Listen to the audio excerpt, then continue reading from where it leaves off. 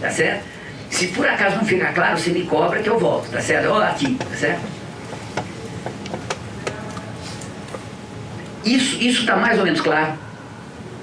Posso dar o pulo do gato? Sabe aquela coisa que você vai conduzindo o indivíduo para aquele momento em que ele não percebe, você fala, bum, o cara cai.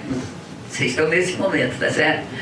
Veja, o que o Lukács vai dizer é que isto aqui é o trabalho, isto aqui é a atividade fundante, esta é a categoria fundante.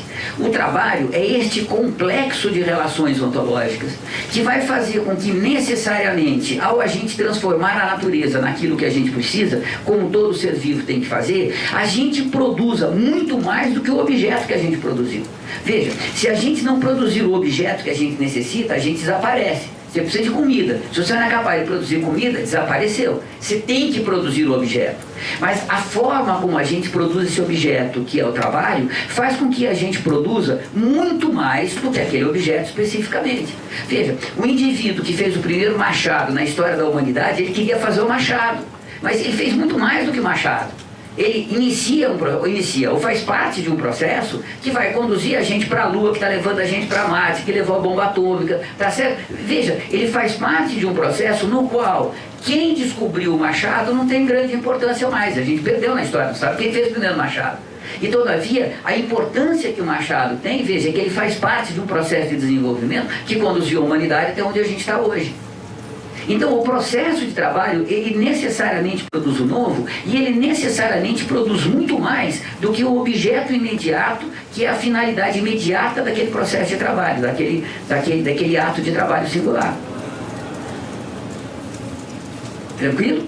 E por causa disso, daqui sai toda a humanidade. Daqui, ó, sai toda a humanidade. Daqui dá para explicar, dá mesmo, tá certo? Por que mulher usa salto alto, por que homem usa terno? Dá para explicar por que chinês come de pauzinho, a gente come com garfo e faca. Dá para explicar porque Rembrandt foi na Holanda no século XVII, não foi na França do século XVIII. Porque você vai ter Beethoven, tá certo? Naquele momento vai ter Bach. Dá para explicar tudo. Daqui sai a história da humanidade todinha, tá certo? Sem exceção de nada. Sai tudo. Até a depressão contemporânea, sai tudo. Tá certo? Eu vou mostrar para vocês amanhã, sai tudo. É lindo. Tá certo? Essa sacada do Marx, que o Lukács desdobra, é uma coisa encantadora. Não tem mais, tem muita coisa na história que a gente não conhece, óbvio, tem muita coisa desconhecida, mas não tem mais mistério, percebe? Não tem uma coisa que você fala, eu não tenho ideia do que é, não tem mais. Nem na história da natureza, nem na história da humanidade. A gente chegou num momento do nosso conhecimento em que os mistérios desapareceram. Tem muita coisa desconhecida. Não estou dizendo que conhecimento humano não é isso, tá certo? Tem muita coisa desconhecida, né? Vocês estão vendo a discussão sobre energia escura, matéria escura, como é que se dá a expansão do universo, a relação espaço-tempo. Tem muita coisa para ser mexida ainda. No ser humano, eu vou mostrar para vocês logo em seguida, tem coisas para investigar geniais que estão pintando. Tem muita coisa que a gente acha que é seguro hoje, que certamente não é, tá certo? Mas isso significa que nós estamos transformando o desconhecido em conhecido. Já não é mais uma questão de mistério. Avanço? Tranquilo? Então veja, quando o Lukács termina o capítulo do trabalho, ele está dizendo, veja, este é o ato de trabalho, este é o ato fundante de toda a humanidade. Toda a história da humanidade sai daqui. Mas ele vai dizer, veja, isto acontece rigorosamente em todos os atos singulares de todos os indivíduos que já existiram e vão existir no planeta Terra. Isso existe em qualquer formação social que tem existido ou vem existir no planeta Terra. Portanto, veja, isto é rigorosamente abstrato no sentido que é rigorosamente universal. Tem um bolo de mediações, um bolo de relações, um bolo de conexões que não estão inseridas aqui. Isso aqui é o que tem de mais universal quando se trata do trabalho. Mas por ser mais universal, significa que está em todos os lugares, mas em todos os lugares comparece com mediações particulares que não estão aqui. Então ele vai falar, veja, para a gente pegar isto e colocar isto na história humana e demonstrar por A mais B como é que isto se resolve na história humana, comparece na história humana, nós temos que estudar a reprodução da sociedade. Como é que o ser humano se reproduz desde a sociedade mais primitiva à sociedade mais desenvolvida. E aí ele vai para o capítulo da reprodução. Vou para a reprodução? Vocês querem... Claro que a gente pode voltar depois, mas posso dar esse próximo passo? Então, olha, o que ele vai falar? Ó, ele vai dizer, todo ato de trabalho remete necessariamente para além de si próprio. Tranquilo? Tranquilo? E este remeter necessariamente para si próprio significa, vou fazer aqui, ó, que todo ato de trabalho, tá aqui, ó, necessariamente remete à história da humanidade. Olha o que ele vai dizer.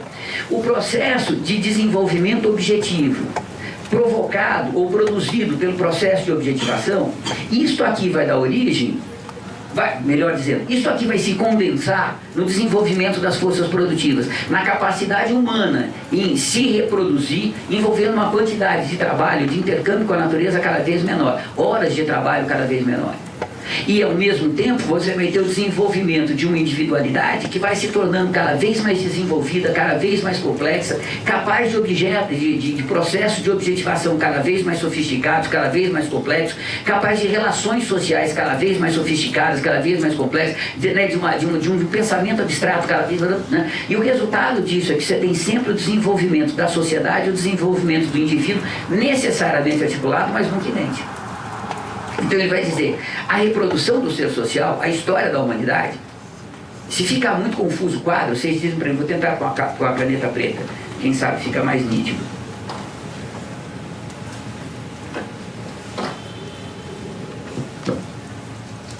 Vamos ver, ó, a reprodução do ser social, vou colocar aqui, ó, a reprodução social é necessariamente a reprodução dos indivíduos e a reprodução da totalidade social. Duas coisas articuladas, mas jamais idênticas, porque objetivação e esterilização são sempre articulados, mas jamais idênticos. Sim? Uau! Estão entendendo mesmo? Posso confiar em vocês? Tá, vamos lá, eu tô... Diga. Só voltar essa última frase. Dá. Qual exatamente? A reprodução social é necessariamente a reprodução dos indivíduos. E da totalidade social e das forças produtivas. Tá certo? Uma coisa sempre articulada com a outra, mas jamais idêntica. Olha, isso tudo está escritinho, não se preocupem. Além do que estão gravando, tá certo? Não se preocupem, tem tudo isso escrito, tá certo? Para compreender a ontologia do Lukács, tem tudo isso aqui, tá no mundo dos homens, tá desmiuçado, tem mais coisa. Então tem, tá certo? Não se preocupe, isso tudo tá entregue para vocês de bandeja. Isso minha geração fez, tá certo? Tá legal para Dedéu. Essa tarefa a gente cumpriu bem. Vou lá? Veja, o que o Lukács vai dizer? No processo de desenvolvimento da história humana, a gente tem necessariamente um problema central a ser enfrentado. Como é que surge o ser humano? Uma coisa é dizer, o trabalho é a categoria fundante. Mas, cargas d'água, como é que isso aconteceu na história? Ele vai dizer, ó, isso é uma coisa que a gente não pode determinar ontologicamente, ele não pode dizer filosoficamente como é que a história deveria ser. Eu vou repetir o que eu disse ontem. Toda vez que a filosofia se meteu a besta de dizer para a história como deveria ter sido, a filosofia se arrebentou. Não é assim que se faz a boa filosofia, né? A filosofia ela tem que ser capaz de sistematizar aquilo que a ciência vai descobrindo. Algumas vezes a filosofia, nesse processo de sistematização e generalização, é capaz até de antecipar descobertas que a ciência vai fazer em seguida. Por exemplo, o Marx, em 1844, 45, ele está dizendo, olha, a matéria inorgânica, portanto o universo tem uma história. Que de fato o universo tem uma história vai ser descoberto 80 anos depois, na passagem do século XIX para o século XX. É o primeiro momento que a gente tem dados empíricos de como que o universo é um processo de expansão, portanto que tem uma história. Então, algumas vezes a filosofia é capaz de se antecipar, mas em geral, na maior parte das vezes, a relação entre a filosofia e a ciência é que a filosofia vai generalizar, vai sistematizar as descobertas que a ciência vai fazendo. Portanto, ela segue a ciência, tá certo? Então, o Lukács vai dizer, olha, não dá para dizer ontologicamente como é que surgiu, onde surgiu, como surgiu. Você tem que pegar da ciência. E a ciência que ele tem disponível na década de 60 é a ciência, melhor dizendo, veja, na década de 60 ele já está com 75 anos de idade, tá certo? Em 1960. A partir daí ele vai começar a escrever, está fazendo a estética, depois ele vai fazer ontologia. Ele só vai escrever. O que ele vai estudar, o que ele vai ler, vai ser muito mais do que ele vai escrever. As pessoas estão convivendo com ele, narram como o cotidiano dele muda, né? Ele passa a escrever 10, 12 horas por dia, né? Escreve sem parar um minuto. Então, veja, o conhecimento que ele tem acerca da gênese do ser social é o que se conhecia na década de 50. E o que se conhecia na década de 50 era assim, ó, você tem o Homo habilis, você tem o Homo erectus, aí você tem o Homo sapiens. Quando aparece o Homo sapiens, aparece o ser humano, aparece o trabalho. E a partir daí, veja, você tem um problema que é complicado. Complicado não, se resolvia, mas complicado, que era assim, ó. O surgimento biológico da nova espécie Homo sapiens era também o surgimento do trabalho. Portanto, veja, o desenvolvimento de uma nova espécie, o desenvolvimento biológico, aparece imediatamente como o surgimento da categoria trabalho, do ser humano. Isso era tido como algo imediato. O Homo sapiens é o único que tem uma capacidade neurológica capaz de pensamento abstrato, então ele surge com essa capacidade e começa a pensar abstratamente. Portanto, vocês percebem que é difícil argumentar que o fundante da humanidade não é a capacidade neurológica superior, biológica, que surgiu do Homo sapiens. Esse argumento era feito, o Gordon Childe fazia, o Lukács fazia, mas vocês percebem que é uma coisa complicada, porque afirmar a simultaneidade dos dois implica muito facilmente estabelecer uma relação de causa e efeito entre os dois. Surgiu o pensamento abstrato porque surgiu a capacidade neurológica, portanto surgiu o trabalho. Então o trabalho surge, na verdade, de uma transformação da natureza. Então isso significa que o fundamento do ser social é uma transformação da natureza, não é uma categoria social. Percebe? E para complicar ainda mais, está claro o que eu falei?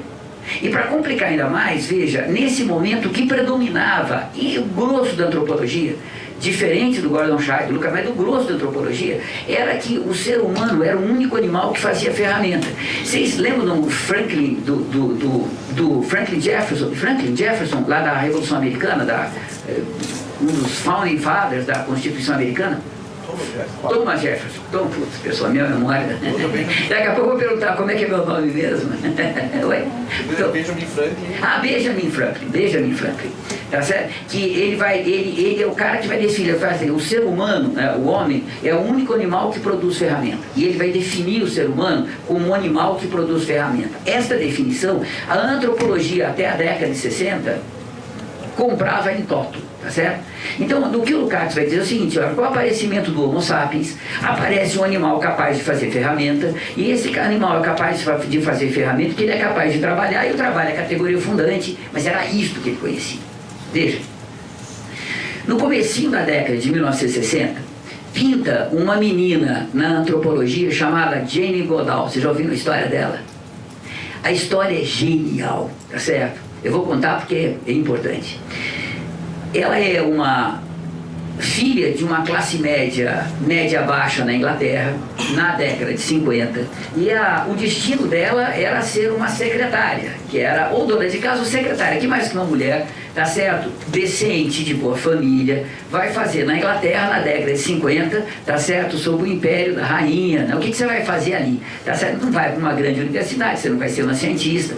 Então ela estuda, faz o secretariado para ser uma secretária, mas ela adorava animal, e ela acaba mudando para Londres e vai encontrar um emprego, tá certo? No zoológico de Londres. E começa a trabalhar. Tá certo? E no zoológico de Londres tem 1000 aventuras, tá? Mas ela vai conhecer um grande antropólogo, chamado Richard Leakey. O Richard Leakey, casado com a esposa, que eu não me lembro o nome, a esposa é que descobriu a Lucy, lembra aquela australopithecina que tá certo? Ela faz a descoberta da Lucy. E o Richard Leakey, depois tem um filho, tá certo? E a família, vou contar, vamos fazer descobertas arqueológicas incríveis na garganta de Olduvai, lá na Tanzânia. Mas enfim, ela conhece o Richard Leakey e entre eles acontece um relacionamento doido, tá certo? Aquela coisa. A mulher e o Richard Leakey parece que era um mulherinho de marca maior, tá certo? Mas enfim, eles têm um caso amoroso e a mulher fica sabendo, o Richard fica sabendo, e avisa o Richard que se ele não mandasse a Jane para fora da Inglaterra, lembra, era o Império Inglês, tá certo? Para fora da Inglaterra, a rainha sabia do que estava acontecendo. E para a rainha saber, vocês se imaginam o escândalo que ia ser. Os dois eram professores em Oxford, Cambridge, alguma coisa assim, uma grande universidade, tá certo? Então ele arranja para ela ser secretária de um museu de zoologia na no Quênia. Que naquela época, na década de 50, o Quênia, tá certo? Era como hoje viajar pro lado escuro da lua, tá certo? Era o fim do mundo virando à esquerda, né? Ela vai, fica encantada com a experiência e começa a entrar em contato com todo tipo de macaco que tem, e começa, mas museu, tá mexendo ali com um bicho empalhado, tá certo?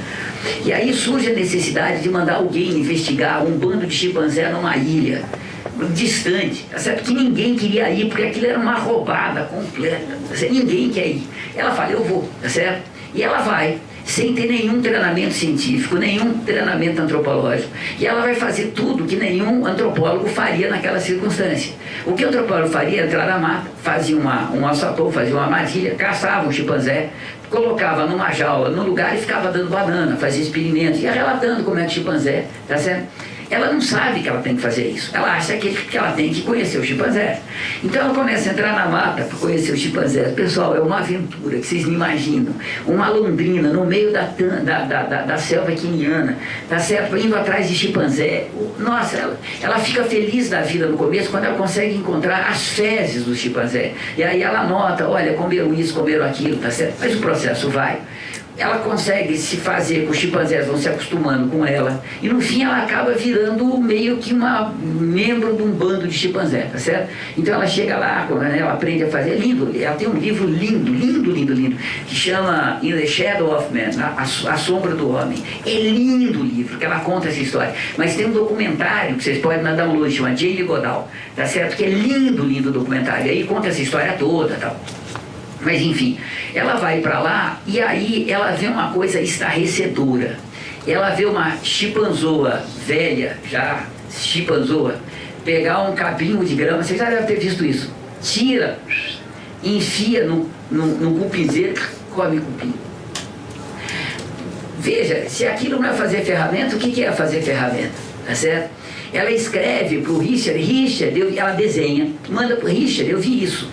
O Richard manda um telegrama para ela, lembra? Quando Carter, naquele momento, quando era urgente, mandava um telegrama e fala, Jane, a partir de agora nós temos uma única alternativa. Ou a gente redefine ferramenta, ou a gente redefine chimpanzé, ou a gente redefine o ser humano. Não tem saída, tá certo? Porque não dá mais para dizer que o ser humano é o único que faz ferramenta. E em seguida, mais alguns meses, ela faz uma outra descoberta ainda mais aterradora. Uma outra chimpanzoa, ela vai num riachozinho, faz uma mãozona de argila, vai para um enxu de vespa que fazia esse enxu de vespa fazia colmeia no chão. Ela vai lá, tampa a colmeia com essa argila. 2 dias depois ela volta, pega o mel e as vespas estão todas mortas e come mel, tá certo? Veja, se isso não é fazer ferramenta, se isso não é teleologia objetivação, é o quê? Tá certo? Bom, não é teleologia objetivação, eu vou mostrar para vocês, mas se isso não é fazer ferramenta, então veja, essa descoberta transforma ela numa das cientistas antropólogas mais importantes do começo da década de 60. E ela não tinha nem graduação em antropologia. Então tem que dar um doutorado para ela, porque como é que você vai fazer? Como é que ela vai... Tá certo? Além do que era mulher, ela contando para os primeiros congressos de antropólogos que ela foi narrar o que ela descreveu, ninguém acreditava nela. Não porque ela estava dizendo não era verdade, mas porque ela não tinha a fórmula científica correta de como apresentar as provas, de como fazer a dedução, essa babaquice da vida acadêmica que a gente tem. Então ninguém levava ela a sério, tá certo? E ela estava demonstrando uma das descobertas mais importantes que a humanidade fez acerca de si própria no século XX, tá certo? E bom, a história é engraçadíssima. O fato é que a partir daí começa a entrar na antropologia a constatação que outros animais fazem ferramenta além do ser humano. E, portanto, a capacidade de fazer ferramenta não é o que define o ser humano. Porque, veja, entre aquela chimpanzoa que é capaz de fazer aquela ferramenta e o ser humano tem uma diferença fundamental. A chimpanzoa é capaz de combinar os elementos que existem para fazer uma determinada ferramenta. Mas ela não é capaz de criar algo novo. Ela não é capaz de falar assim, opa, cupinzeiro é bom de comer, eu vou criar 1000 cupinzeiros para ter. Isso ela não é capaz de fazer. Ela não é capaz de criar algo novo. Veja, fazer a ferramenta entre os animais continua a serviço da reprodução biológica. Você não vai produzir incessantemente o novo que vai fazer a história humana.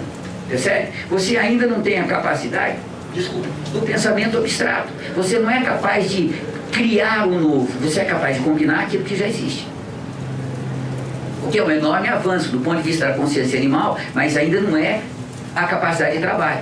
Mas isto complexifica, torna muito mais complexo narrar como que surgiu o ser humano. Porque agora não dá para dizer, como os antropólogos dizem, a cultura surge, como surgem as primeiras ferramentas. Já não dá mais para ser assim, tá certo? As coisas vão avançando, tá certo? Coloca aí mais 20, 25 anos. E tem uma outra descoberta que faz um estrago, que é genial. No finalzinho da década de 90, um grupo de antropólogos da Universidade da Carolina do Norte, grupo de antropólogos de segunda linha, tá certo? Numa universidade de segunda linha, ninguém está falando aqui top do mundo, aquela coisa, tá certo? Eles decidem e ganham uma verba para fazer a pesquisa acerca de uma civilização indígena nas Filipinas que desapareceu com a chegada dos espanhóis em 1500, 1600, algo assim. Eles sabiam a caverna onde era o principal sítio arqueológico, que eles queriam chegar nessa caverna e fazer uma escavação. Eles vão lá e começam a fazer a escavação como sempre você faz. Você vai, escolhe o local que você vai escolher, preserva um outro local como controle, se for necessário, para você fazer uma investigação, não, uma escavação posterior, tá certo? Faz aqueles quadradinhos de metro por metro, quando é necessário 30 e 30 centímetros, com linha de nylon, para você ter os quadrados, tá certo? Pega o teodolito, sabe o que é teodolito? É um aparelho que é como se fosse uma luneta muito precisa, que você tem um marcador de nível e você tem um marcador de norte e sul, uma bússola muito precisa. Então você estabelece um ponto e você é capaz de dizer, olha, aquela ferramenta foi descoberta. Ó, nesse ângulo, portanto, a tanta distância, nessa direção, portanto. Então você é capaz depois de recriar lá no museu a distribuição 3G de tudo aquilo que você está, 3D de tudo aquilo que você está, 3G, ó, 3D de 3 dimensões, tudo aquilo que você está descobrindo, tá certo? É uma prática corriqueira, tá certo? Que os antropólogos fazem sempre. E eles começam o processo de escavação. E eles vão encontrando aquilo que eles imaginavam encontrar. As pinturas rupestres na parede da caverna, as ferramentas, as fogueiras, os corpos enterrados, sem grande novidade. Quando eles estão chegando mais ou menos no patamar de 12 mil anos atrás, lembra? Quanto mais fundo a gente vai, mais antigo o terreno.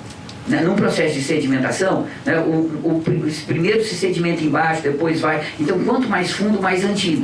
E dá para você ir datando, tem vários métodos, mas dá para você ir datando, tá certo, as camadas que você vai escavando. Quando eles estão chegando mais ou menos a 12 mil anos atrás, eles encontram uma camada de areia. Areia de aluvião que chama. É uma camada de areia que só pode ter sido trazida por uma grande inundação, por um rio. Então, aquela caverna passou por uma grande inundação.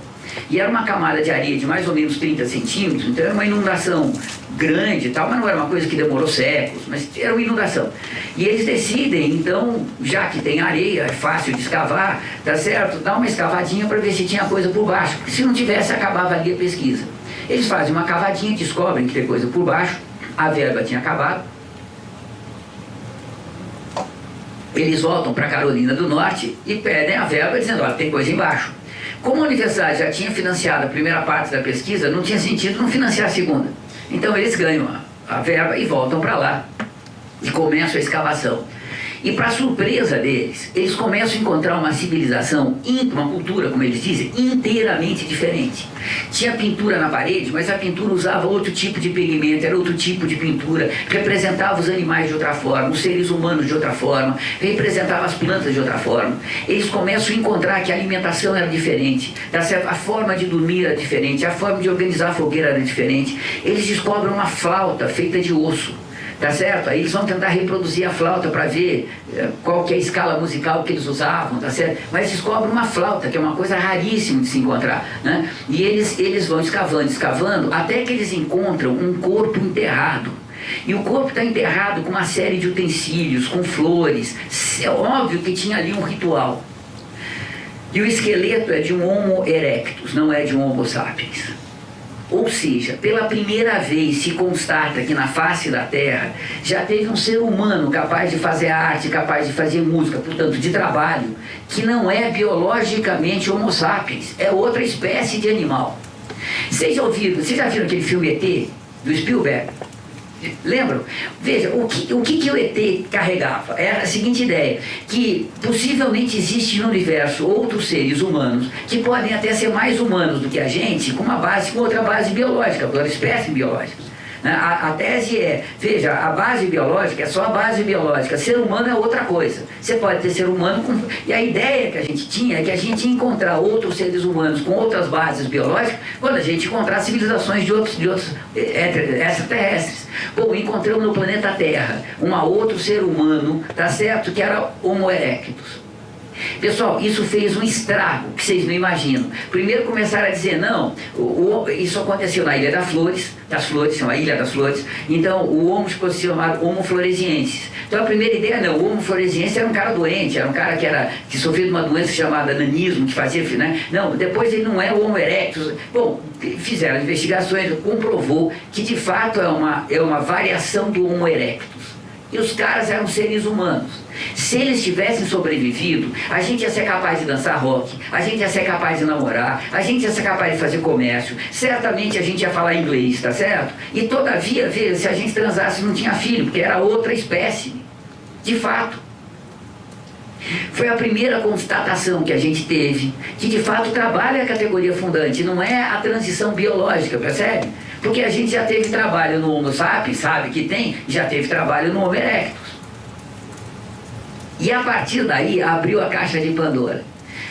Veja, do final da década de 90 para agora, se está fazendo uma quantidade de descoberta fantástica, tanto em novas escavações quanto em objetos arquivados em museus, guardados em museus, que começou a se estudar tudo de novo, tá certo?